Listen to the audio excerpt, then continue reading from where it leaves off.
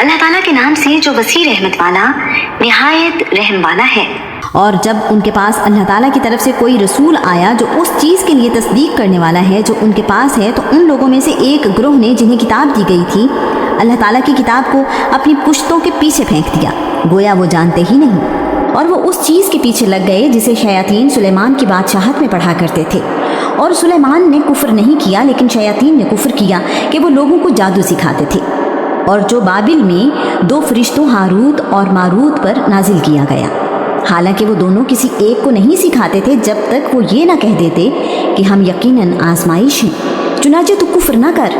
پھر بھی وہ ان دونوں سے وہ چیز سیکھتے تھے جس سے شوہر اور اس کی بیوی میں جدائی ڈالتے تھے، حالانکہ وہ اس کے ساتھ اللہ تعالیٰ کے اذن کے بغیر اس میں سے کسی ایک کو بھی ہرگز ضرر پہنچانے والے نہیں تھے، اور وہ ایسا علم سیکھتے تھے جو انہیں نقصان پہنچاتا اور انہیں نفع نہیں دیتا تھا، حالانکہ بلا شبہ یقیناً وہ جانتے تھے کہ جس نے اس کو خریدا اس کے لیے آخرت میں کوئی حصہ نہیں، اور یقیناً برا ہے جس کے بدلے انہوں نے اپنے آپ کو بیچ ڈالا، کاش وہ جانتے ہوتے۔ اور اگر وہ ایمان لاتے اور تقوی اختیار کرتے تو اللہ تعالیٰ کی جانب سے یقیناً بہتر ثواب ملتا، کاش وہ جانتے ہوتے۔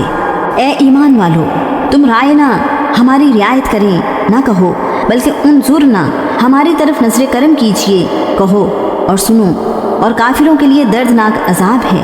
اہل کتاب میں سے جن لوگوں نے کفر کیا نہ وہ پسند کرتے ہیں اور نہ مشرکین کہ آپ پر آپ کے رب کی جانب سے کوئی بھلائی نازل کی جائے، اور اللہ تعالیٰ اپنی رحمت کے ساتھ جسے چاہتا ہے خاص کر لیتا ہے، اور اللہ تعالیٰ بہت بڑے فضل والا ہے۔ جو آیت ہم منسوخ کرتے ہیں یا جسے ہم بھلا دیتے ہیں، ہم اس سے بہتر یا اس جیسی اور لے آتے ہیں۔ کیا آپ نہیں جانتے کہ یقیناً اللہ تعالیٰ ہر چیز پر پوری قدرت رکھنے والا ہے؟ کیا آپ نہیں جانتے کہ یقیناً اللہ تعالیٰ ہی ہے، اس کے لیے آسمانوں اور زمین کی بادشاہت ہے، اور تمہارا اللہ تعالیٰ کے سوا نہ کوئی دوست ہے اور نہ کوئی مددگار؟ کیا تم چاہتے ہو کہ تم اپنے رسول سے ویسے ہی سوالات کرو جس طرح اس سے پہلے موسیٰ سے سوال کیے گئے؟ اور جو کوئی کفر کو ایمان کے بدلے میں لے لے تو یقیناً وہ سیدھے راستے سے بھٹک گیا۔ اہل کتاب میں سے اکثر لوگ چاہتے ہیں کہ کاش وہ تمہیں تمہارے ایمان کے بعد کافر بنا دے، اپنے دلوں میں حسد کی وجہ سے۔ اس کے بعد کہ حق ان کے لیے پوری طرح واضح ہو گیا، چنانچہ آپ معاف کر دیں اور درگزر کریں یہاں تک کہ اللہ تعالیٰ اپنا فیصلہ لے آئے۔ یقیناً اللہ تعالیٰ ہر چیز پر پوری قدرت رکھنے والا ہے۔ اور نماز قائم کرو اور زکوٰۃ ادا کرو، اور جو بھلائی تم اپنی جانوں کے لیے آگے بھیجو گے اللہ تعالیٰ کے ہاں تم اس کو موجود پاؤ گے۔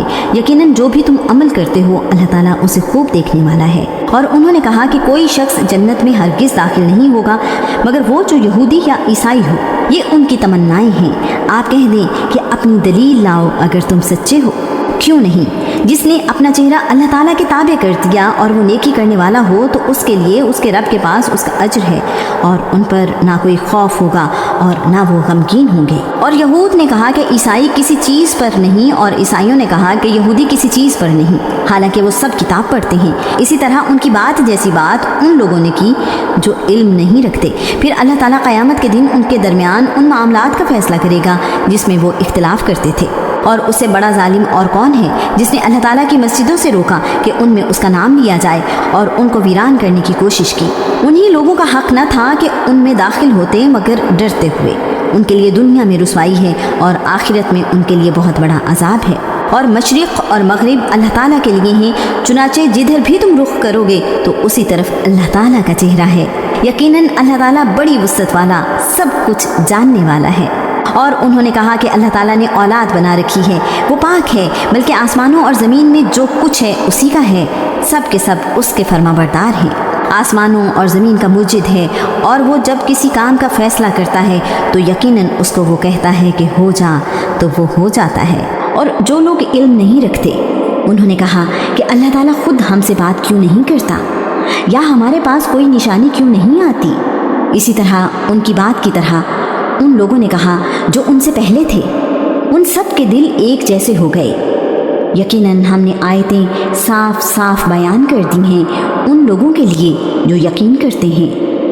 یقیناً ہم نے آپ کو حق کے ساتھ خوشخبری سنانے والا اور ڈرانے والا بنا کر بھیجا ہے، اور آپ سے اہل دوزخ کے بارے میں نہیں پوچھا جائے گا۔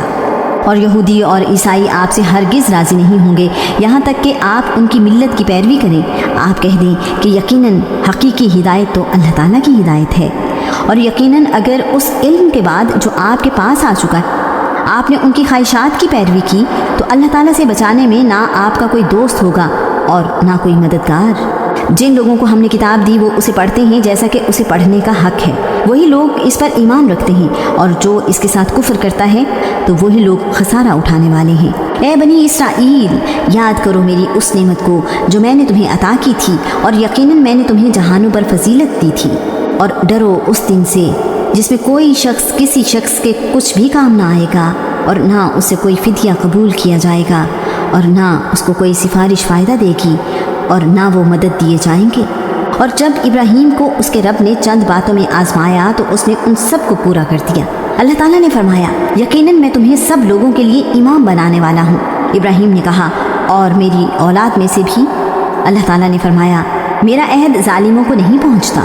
اور جب ہم نے بیت اللہ کو لوگوں کے لیے لوٹ کر آنے کی جگہ اور سراسر امن بنایا، اور تم مقام ابراہیم کو نماز پڑھنے کی جگہ بناؤ، اور ہم نے ابراہیم اور اسماعیل کو تاکیدی حکم دیا کہ آپ دونوں میرے گھر کو طواف کرنے والوں اور اعتکاف کرنے والوں اور رکوع اور سجدہ کرنے والوں کے لیے پاک صاف رکھو۔